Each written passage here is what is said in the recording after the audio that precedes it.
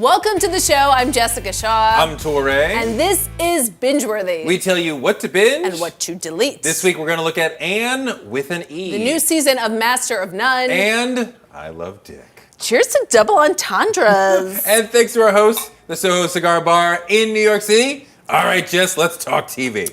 Well, I Love Dick comes from Transparent creator Jill Soloway and tells the story of a flailing filmmaker whose life goes haywire when she goes to Marfa, Texas, and becomes completely obsessed with an enigmatic professor who says he doesn't read because he's post-idea. Oh. That filmmaker is played by Kathryn Hahn, one of those actresses who elevates every project she appears in, and the professor is played by a brilliantly cast Kevin Bacon. I Love Dick comes to Amazon on May 12th. I forgot what lust felt like until I met you.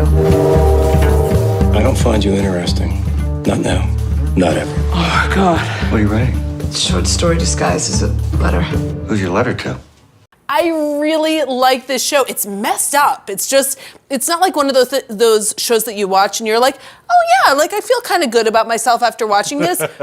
You just feel kind of icky. Like no one is good. No one is a decent human being. Everyone's just sort of flailing and trying to get their life in control. No one's happy. Right. And yet, I love Kathryn Hahn so much. I think she's so great as this person who's just clearly in, she just feels like she's in limbo. She's not tethered to anything in her life. She's married. She's in this kind of messed up marriage. She has this obsession with this guy who she shouldn't really be obsessed with. Right. And she's just kind of a disaster, and I loved it. The book that this came from was a huge sensation, Right. Especially for people who love the art world. And Marfa is a big location for people who love the art world. So there's a lot of that stuff. And so it's a smart show, right? You'll feel good about yourself watching it. It's funny because you said like you'll feel good watching it. I had the opposite feeling. After I watched it, I was like, I kind of felt like I needed to shower. You know when you feel like you have to sort of like Silkwood shower off a show? That's how I felt a little bit. And I've read a lot about the book. I've never read the book, but how the book is very much all about the female gaze. And It just, like, I feel like I've read a lot of cerebral news articles about this show and about the book. And it's almost taken me out of the story. Right. In some ways. Like I want to put all that aside and just focus on these characters and focus on Kathryn Hahn and Kevin Bacon, who's so good at being the object of a woman's obsession, the object of a woman's lust, Sure. and just being completely objectified. And it's so funny because when someone with a big name like Kevin Bacon gets cast in a role, it's like we all have our personal relationship with someone like that just makes it so perfect that he's playing that. I'm like, yeah, you're the hot guy from Footloose, like you did Flips in the Barn. I mean, he does seem very mysterious and deep and sort of has this quiet inner power that, would draw a woman Yes. in. So he seems to, to have those wells within him that earn this character. I mean, ultimately, you're going to want to go on this journey whether or not you like Kevin's character and Kathryn's characters, right? Like, the two of them will drive this for you. If you are interested in their attraction and their relationship and who they are, then you're going to want to go on this journey. If you're not, then, if they don't hook you, then you're not going to want to go on this journey. But they totally hooked me. I was like, I loved watching that. I loved watching the just complete dismantling of this marriage. I love watching just this woman who's in this place in her life where she's like, my film isn't going to get showed at the Venice Film Festival. Like I'm in Marfa on this fellowship because my husband's a professor. I'm in this world of these very cerebral academics. I'm completely obsessed with this person. My life is falling apart. I loved it. It was a mess, but it was a beautiful mess. No, there's this great moment when they're all at dinner and she's saying like, oh, my film, you'll never see it for some technicality you wouldn't understand. He's like, oh, I understand immediately that you wanted to use a piece of music and that could make all the difference. And so you want to use their music, their art for free. Oh, but you don't see a problem with that. And she's like steaming, and yet she knows he's right. And she's attracted to him, even though she's repulsed and angered and all this stuff. It's a very smart show. You just wonder, will they be able to keep it up going on? Yes. Would you binge this? I will definitely binge I Love Dick because Catherine Hahn is amazing, and Jill Soloway, who did Transparent, She's and I amazing. just feel like she is so good at creating a world that is sometimes makes you feel uneasy, and sometimes makes you feel like, oh, why is this character such a jerk? You know, like Maura's son is just so horrible at times in Transparent, and there are different moments where you feel like, I hate these characters, but I love this world and I love this show, and that's how I felt about I Love Dick. I would binge I Love Dick because I like these characters. I like Marfa. I want to see what happens in this world. I want to see what happens in this relationship.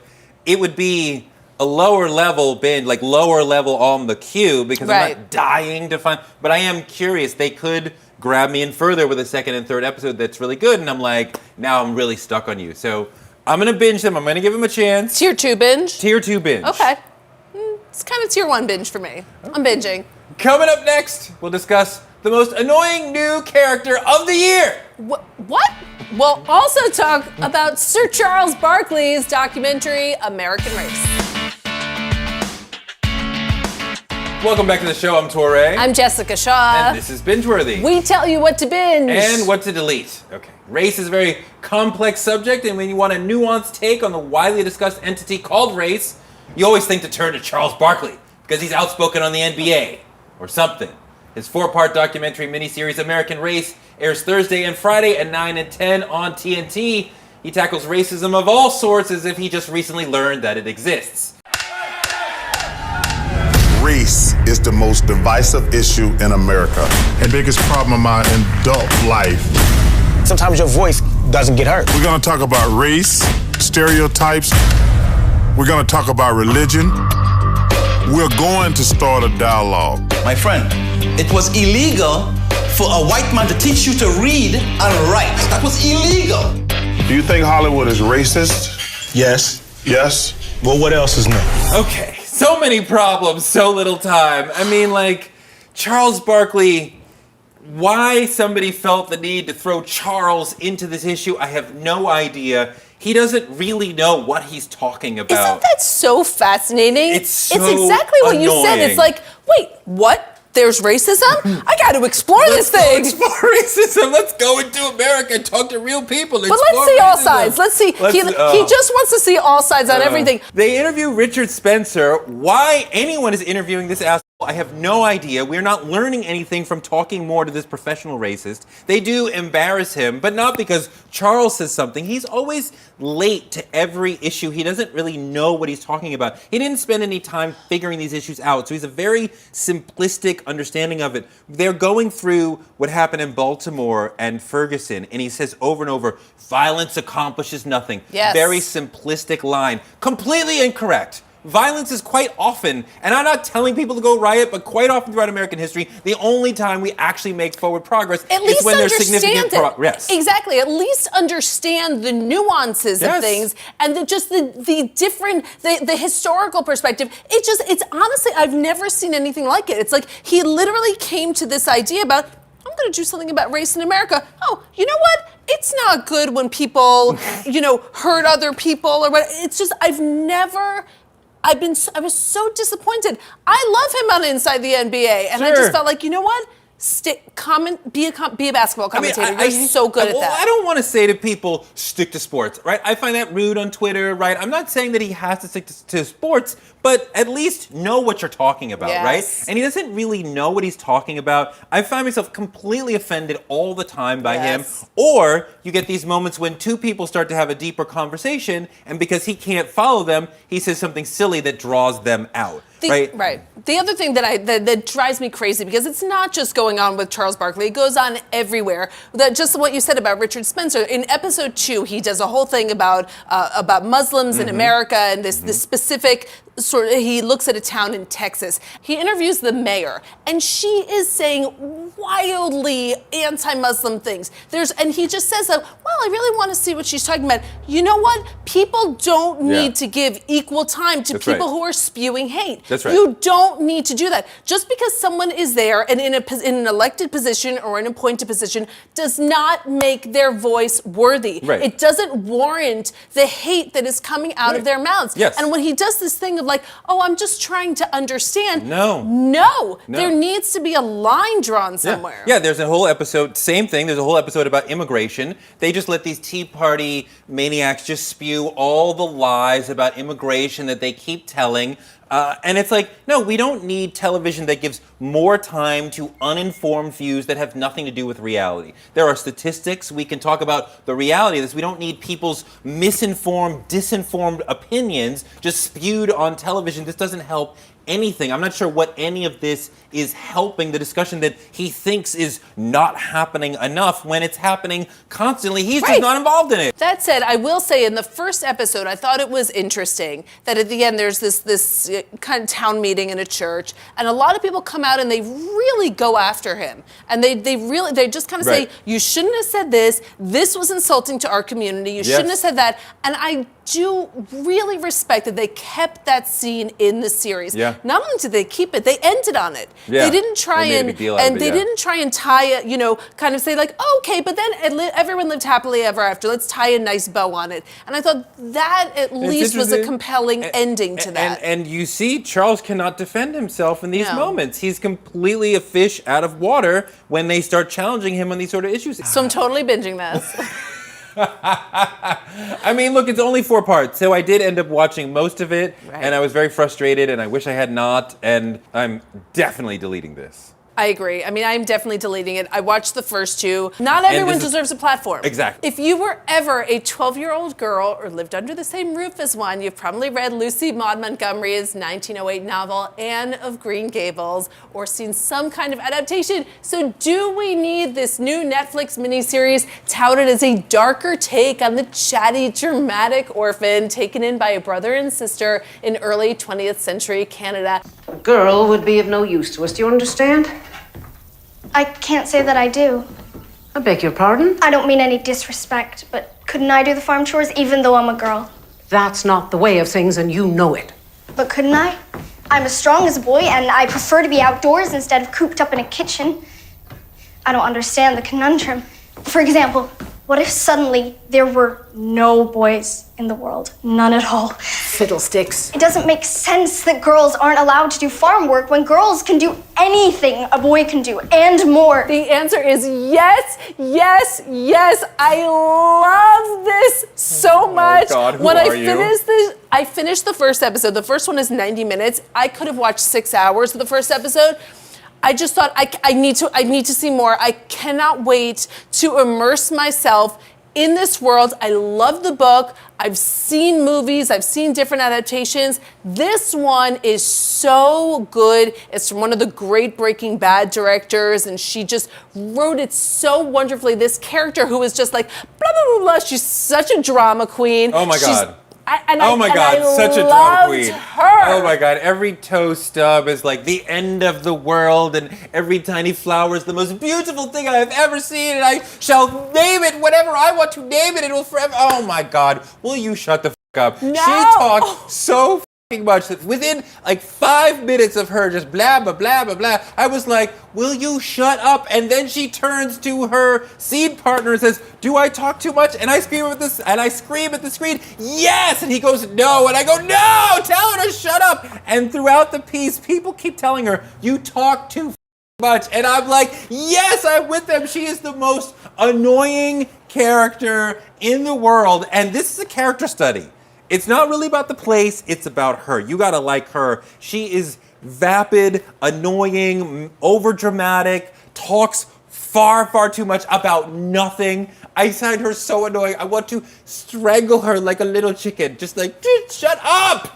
First of all, she would name the chicken. She would probably name it like Cordelia, and she'd have so much to say about it. You are a typical man silencing women. No, it's not about that. Wrong. No, it's not about that. I Don't loved make it her. about that. What I think they did so well is a character like this, a character like Anne. And by the way, calling it Anne with an E is so perfect because Why? she wants her, even in the first episode, she wants to be known that, this woman who sort of unintentionally adopts her and it through a kind of mistake. She says, what should I call you? And she wants her name to be grander and more interesting. She says, at least if you're going to call me Anne, can you spell it Anne with an E? And that's just so who this girl is. And I think a character like that could be too much and it could be a little annoying, but they cast her perfectly and it's written so wonderfully. No. They try and make it a little 21st century, which I'd like. Like she talks about why can't a girl do certain things just because a boy can. And I'd like that they tell her no, bring that and repress story. her.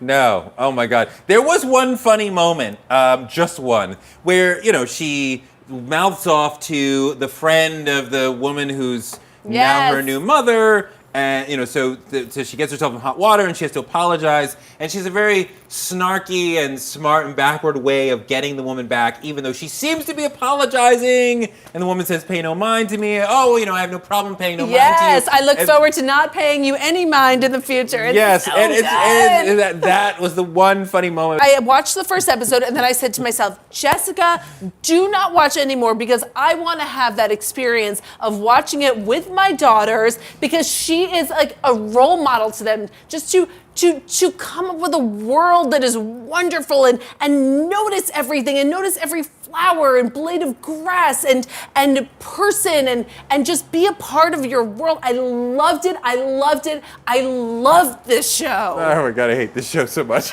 Oh my God, I felt it was torture. I felt our producer was torturing me by making me watch this. For my work. I felt like she was torturing me by not making this a one-show binge-worthy because I want to talk about this for 30 minutes because I loved it so much. Oh my God, she must have been losing it as I'm texting her like, this show is torture, and you're like, I love this show. I actually texted, I don't think I'll ever love anything as much as I love this. I'm definitely deleting this. I cannot wait to watch it again. I am binging this like crazy. I mean, I'm like, bye, goodbye. I'm leaving the cigar bar, and all I want to do is go binge the show. Coming up, we'll look at Master of None. And we'll pick the most binge-worthy performance of the entire week. Welcome back. I'm Jessica Shaw. I'm Touré. And this is BingeWorthy. We tell you what to binge and what to delete. Aziz Ansari's brilliant comedy Master of None returns to Netflix on May 12th with a season that begins with Dev living in Italy. L'eco del concerto che insieme ci trovò, ripeterò ancora la strada che mi porta a te.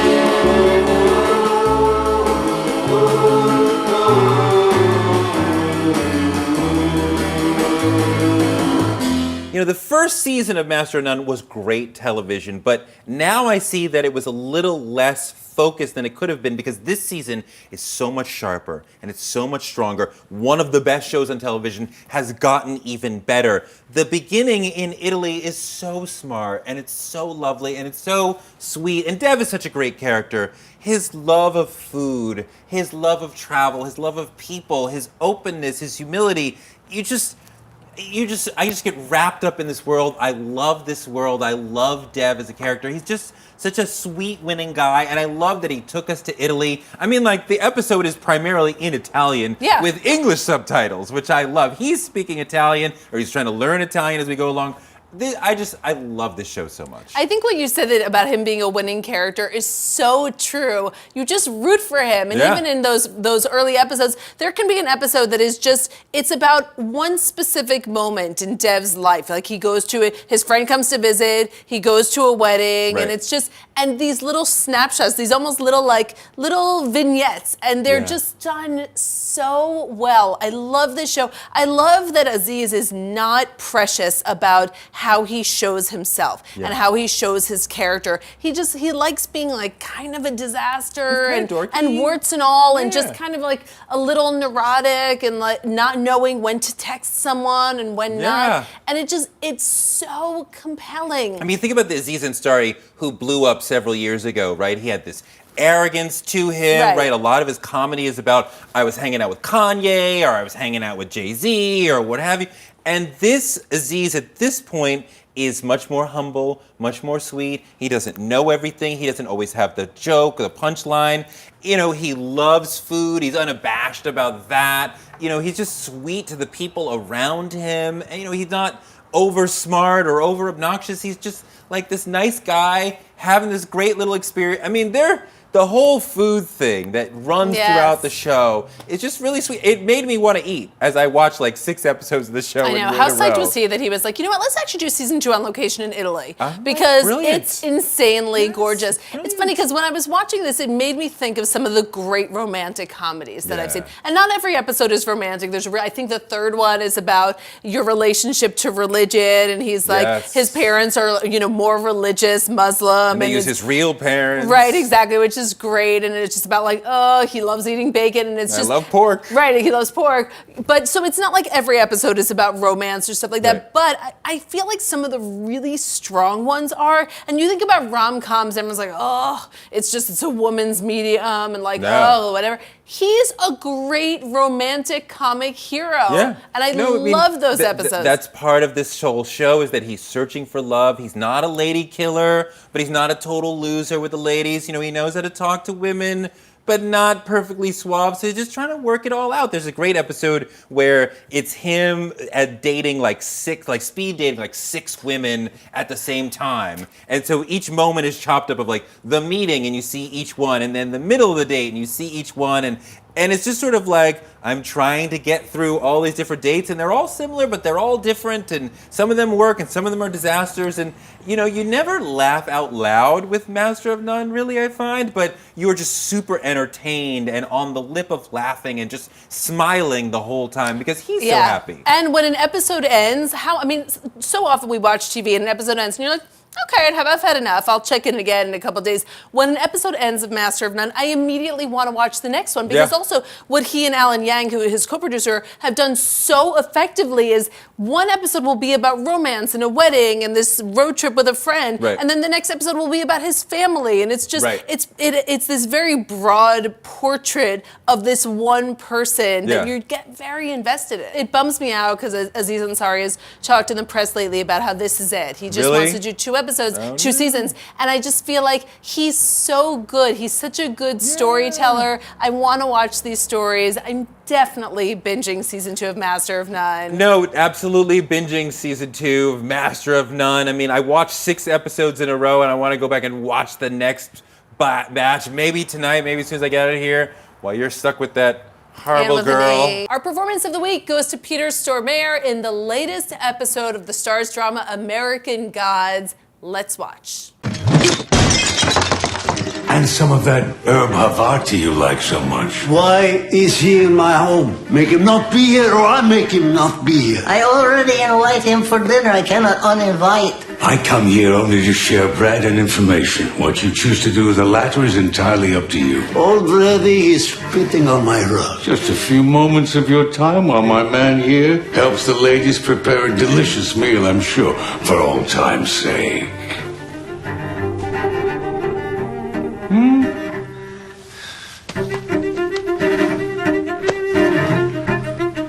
Make dinner fast. Most people know Peter Stormare from Fargo, and he was so good in the movie. It was so great. I love him in the show. I thought the dinner scene, when he's sitting there just dominating that moment, he's such a great character on the show. On a show that is full of, all of these characters are larger than life. These gods, these old gods, these new gods. And here comes this guy, and he's just smoking and telling this story. And I was hanging on his every word. Love him as an actor. Love this character. Cannot wait to see more. Now, in honor of Master of None's wonderful parent-centric episodes, we're going to share our picks for Best Mom on TV. Also because Mother's Day is coming soon, so happy Mother's Day to you. Thank you. So who's your favorite mom of all time on TV? I mean, there are so many good ones. But when I think about my ultimate favorite, It kind of has to be Carol Brady. I mean, she had a lot of different hairstyles. I like the flip. I love a bell bottom. I love when she and Marsha performed that song when they're like hobos. And it's just like, she's such a good mom. She tries to be supportive. She's really not doing much except kind of having a little, a semi-deep talk and like getting it on with Mike Brady at night. But she's the best. She's kind of the ultimate mom. Carol Brady was awesome, but Claire Huxtable was the best TV mom for me of all time. Just loving, smart, supportive, classy, beautiful, and constantly searching for a space of her own, a place of her own. And I understand the mom's need for, I just need a patch of land for my own. I'll never forget that moment, like late in the run of the show, when she finally gets her own room and it's made and it's all put together. And she's like, I can close the door. I don't hear any children. I don't hear any husbands. And I'm so happy. Thanks, Virginia Woolf. And you know what? I fully support her need for that. I love that she got that, but she is so loving and so sweet and so intelligent, and I love her. I mean, you would love to have Claire Huxtable as your mom. Absolutely. She's an amazing mom. I do feel bad that not many people are going to get to see how amazing Felicia Rashad is as Claire Huxtable, because people are not going to watch that show in reruns, and can't argue with that because she's awesome, a great character. That's it for our show. Thanks for watching. And thanks again to the Soho Cigar Bar in New York City. I'm Jessica Shaw. I'm Touré, and this has been BingeWorthy. Cheers to the end of April showers. Indeed. May flowers.